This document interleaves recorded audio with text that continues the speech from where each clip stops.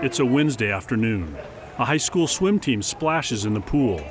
Around the corner, a thief lurks, talking her way past the front desk, heading to the women's locker room, where she's accused of rifling through backpacks, then nonchalantly walking away, undetected. So I got a call, Mum,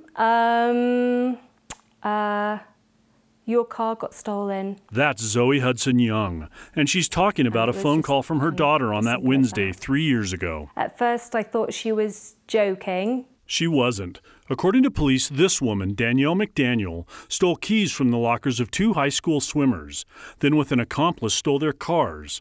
One was Hudson Young's Subaru. Someone was driving around in the car that I had paid for. One more victim in Colorado's years-long auto theft epidemic. Setting another dubious record in the year 2022, the most car thefts reported in state history. More than 41,000 stolen, triple what it was a decade ago. So, are there a lot more car thieves?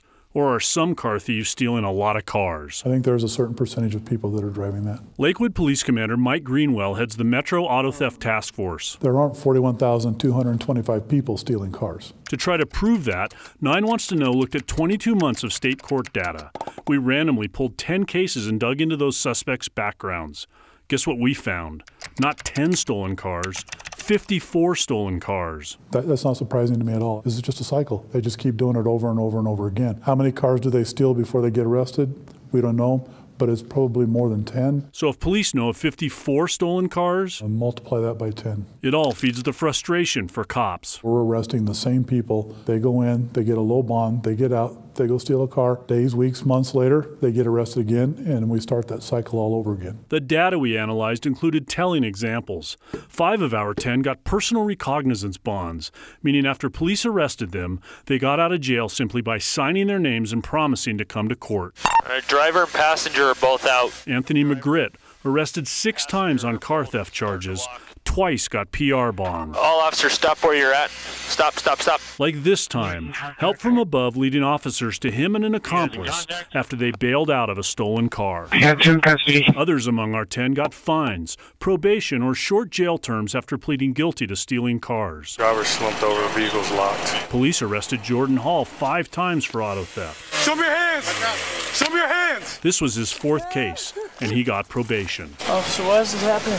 The car you're in is stolen. It wasn't until his 5th that a judge sent him to prison. Coloradans are crying out for help. Bipartisan legislation proposed last week would fundamentally change state law. Right now, someone who steals a car worth less than $2,000 can face misdemeanor charges, something that happened in 1 in 5 cases the past 2 years. What this bill does is defines all vehicle theft as a felony. And in the eyes of Senator Bob Gardner, it symbolizes an important step. To begin to deal with what is, frankly, a culture of lawlessness that has arisen in Colorado and nationwide through the pandemic. The proposal does not address bail per se. But it does address the seriousness of the crime, and it allows us to reflect the sentencing accordingly. And in Senator Rachel Zenzinger's view, it rightly calls for people with 2 prior auto theft convictions to face a higher level felony. We are trying to crack down on those repeat offenders. Repeat offenders, like Danielle McDaniel, a woman with a long criminal record. I want to tell you a little bit about her background. She was arrested in 2005 on check fraud charges, starting in 2015, arrested over and over again. ID theft, 2016 on burglary and theft, 2016 on drug charges, 2016 on ID theft, burglary and theft charges. Your car stolen, another car stolen 5 days later in Littleton. Wow. She got a deal in Hudson Young's case, pleading guilty to attempted theft, a $900 fine in another case. After the 3rd, community corrections. I need to talk to you about this car that you just got into. Aurora police found Hudson Young's Subaru in the hands of another repeat offender. The license plate's stolen. You were just in that car. By then, Hudson Young had a new car and a new realization. It's really, you just work so hard for something and it just gets taken away just like that. And it's like, why do you get to do that? Our look at those 10 suspects led us to an 11th repeat offender, the woman who had Hudson Young's car when it was recovered by Aurora police. She was convicted of being involved in that theft and has 3 other convictions for stealing cars. But it appears that now at the state legislature, there's some bipartisan agreement that we're no longer going to allow car theft as a hobby in Colorado. They're going to get rid of the misdemeanor charge. Yeah.